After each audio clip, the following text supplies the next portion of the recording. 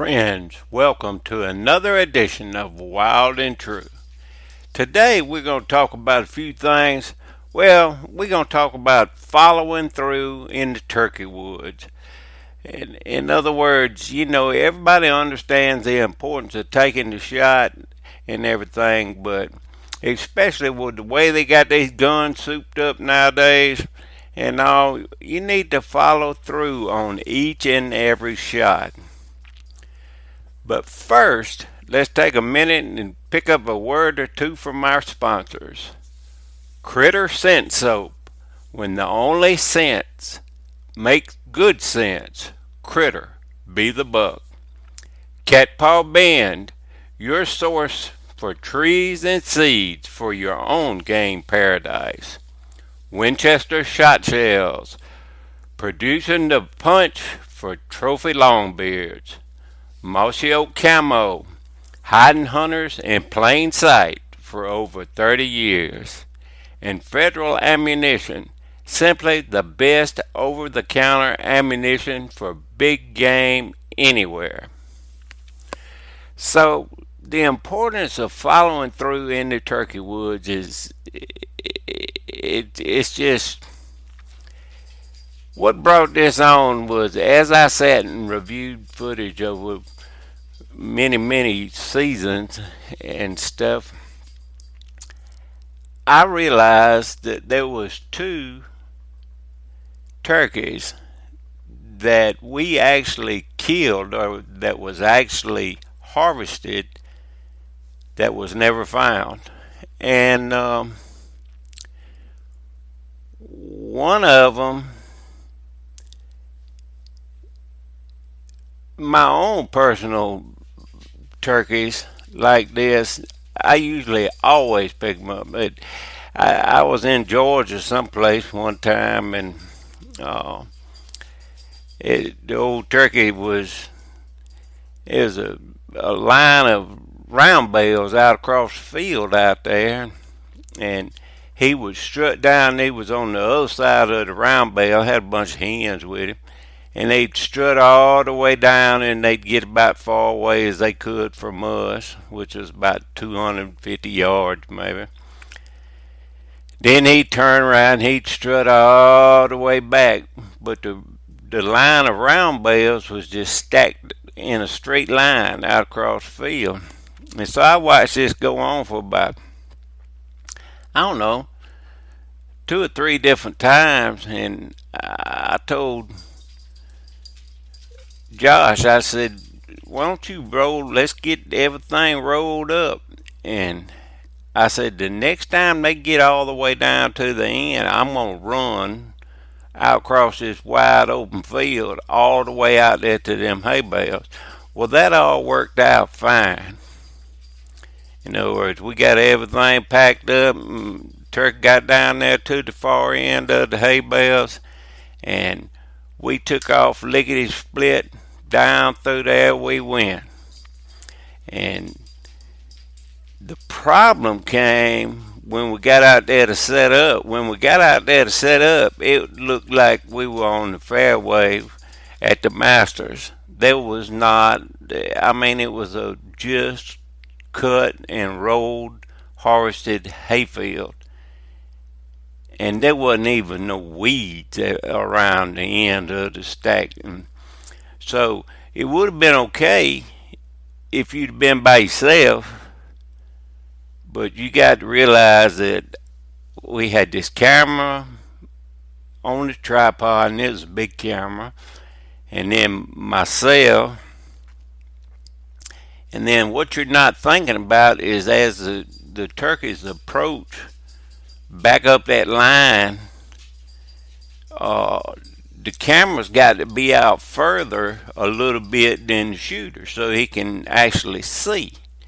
And so it kind of got,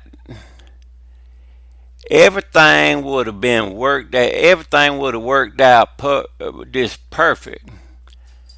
But the first turkey that come around the end was this hen, and she was about a yard off the end of my gun barrel.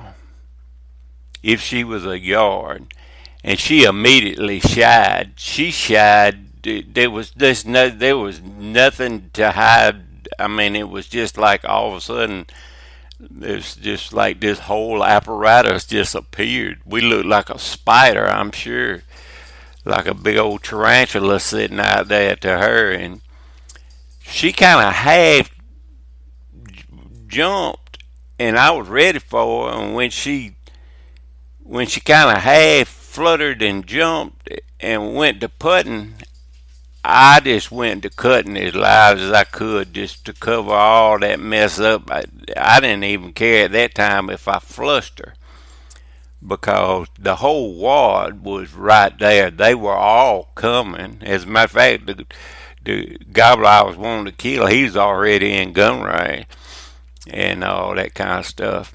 But needless to say, with the breakdown of the hen surprising us, I mean, there was no getting ready. There wasn't nothing. It was just 1 minute there was an empty hayfield, and the next minute there was this hen turkey walked around the end of it, and it might as well have been a sheet of typing paper laying on the ground between us. There was just nothing to hide, and she flushed. I went to cutting, and of course turkeys went to gobbling. It was 2 or 3 of them. I can't remember, but the strutter broke out away from the hay bales, and so by the time I got him coordinated and all the camera in the right direction and everybody on the same, by the time we got all our act together, he was pushing 50 yards, and 50 yards used to be, a pretty good shot on a turkey. Like, that was a poke that you didn't shoot 150 yards very much and all that. Nowadays, everybody with all their fancy equipment and $4 a piece shells and everything else, they don't think nothing about it. But this is back in the days when turkey hunters knew how to kill turkeys, and we killed them when they were in our lap. And anyway, but by the time I got coordinated and everything, draw the bead on him, when I squeezed the trigger, I seen him take the impact. See, that's the one thing. They all talk about sportsmen, and they said you hear this example used a lot. There's 3 sportsmen, and they all walk around the corner, and one saw a mama bear and the cubs, and saw them feed across the road and walk off in the woods.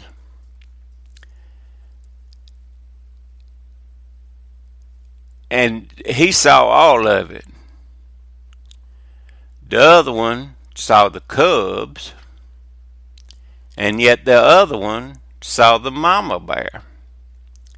So you got one that saw the whole thing live.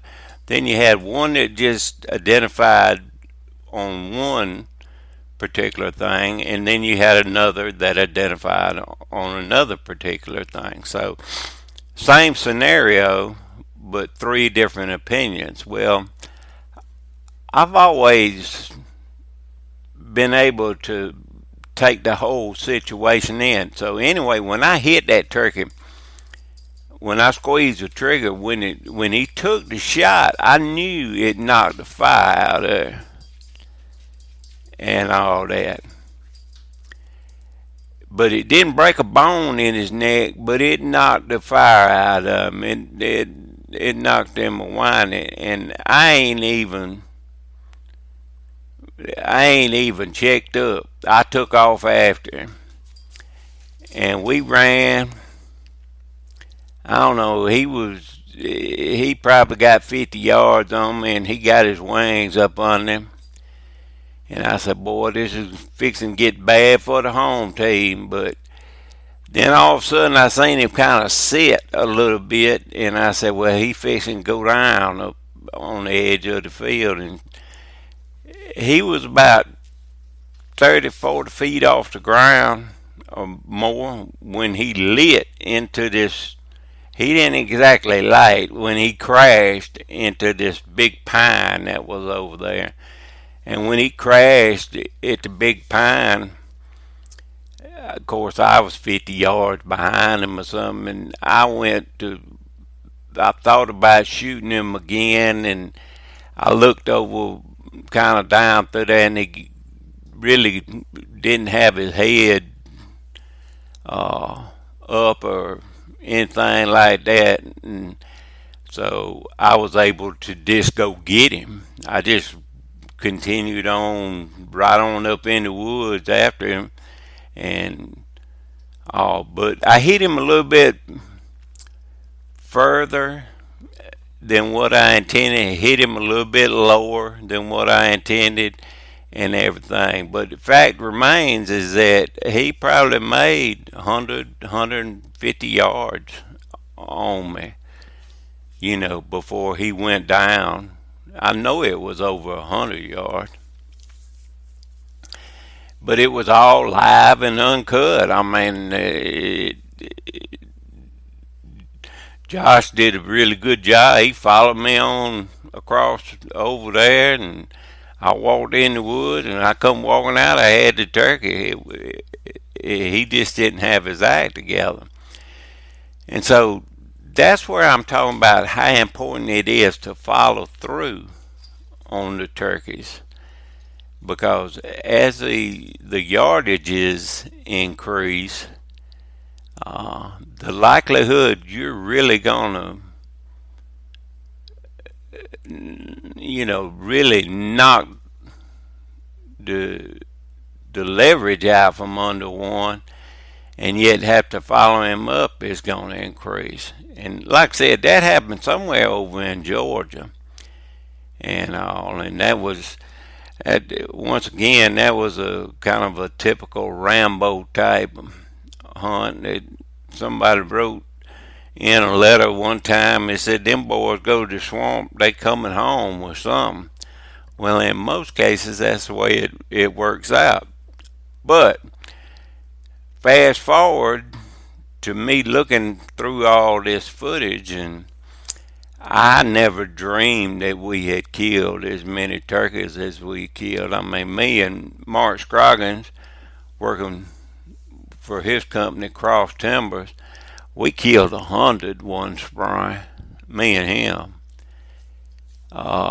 And I say we killed 100 between two cameras. We videoed 100 kills, and we didn't shoot anything that wasn't gobbling and strutting. He bent the rules a little bit and gave me a little leeway because I was born in Tennessee, and he let me kill one in the home state up there, and he wasn't exactly showing out as good as he could have been, but he had a bunch of hens with him. I had to shoot him 2 or 3 times. I shot him through the jungle, and but that's what you get, as a good friend of mine said, when you turn the Benelli into a bush hog. But as I looked back through, I saw one turkey that just fell out of the tree, and I wasn't up there. So, in other words, I was back behind everything going on, and I done forgot to the life of me where we roosted this turkey that evening. But anyway, he went to roost in this little old food plot, and we snuck in there the next morning about 2:30, 3 o'clock in the morning. And he flew down right there in the food plot, and he really wasn't too excited about getting the whole morning going. He was more involved in strutting and everything else, and so he got round there, and he wasn't smelling a rat, but there wasn't much you could do with him, and all that kind of stuff. And so the man, like I said, I couldn't see none of this. I could just hear kind of what was going on and all that kind of stuff. But they ruffled around up there, and anyway got turned around.